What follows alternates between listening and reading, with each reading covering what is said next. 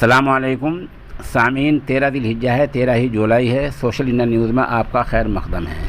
ख़बर का उन्वान है, गैंगस्टर को अदालत में से ही उसके हामी छुड़ाकर ले गए और सिपाही को ज़ख्मी कर गए।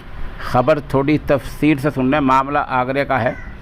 उत्तर प्रदेश के आगरा के दीवानी अदालत में आज पेशी पर लाए गए गैंगस्टर एक्ट के मुलजिम को सिपाही पर हमला कर 4 लोग छुड़ाकर ले गए हैं। हमले में सिपाही शदीद ज़ख्मी हो गया है, जिसको अस्पताल में दाखिल कर दिया गया है।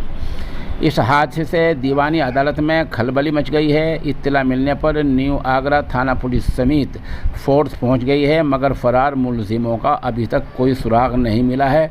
मुलजिमों की तलाश में पुलिस की कई टीमें लगी हुई हैं। बताया गया है कि फिरोज़ाबाद के लाइन पार इलाके का रहने वाले विनय को आगरा की थाना बरहन पुलिस ने जेल भेजा था। वे एक मामले में सरगना हैं। आज बुध के दिन दोपहर को जेल से पेशी पर विनय को लाया गया था। एक सिपाही उसे कोर्ट में पेश करने के बाद ले जा रहा था।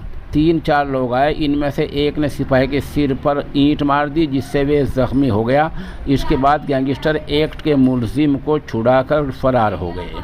सिपाही के ज़ख्मी होने पर लोग वहाँ इकट्ठे हो गए। मौके पर वकला इकट्ठे हो गए और वहाँ से दीवानी फिर अदालत की सिक्योरिटी की जांच हो गई और मौके पर आला अफसरान IG सब पहुँच गए हैं।